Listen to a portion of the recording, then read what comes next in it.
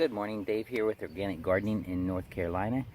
It is May the 9th, and the short show today is on tree lettuce. Here's my tree lettuce. I've never grown this before. In fact, I think Emma Gardner sent these seeds to me by mistake. And so thank you, Luke.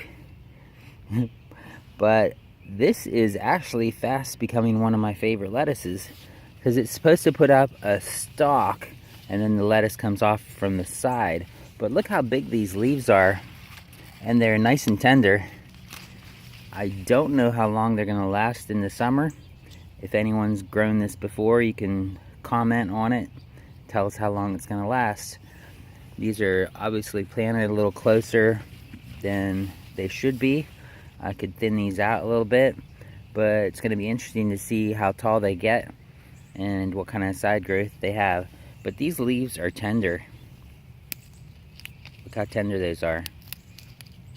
And there's no white stuff coming out of them like in normal lettuce that when it starts getting this warm.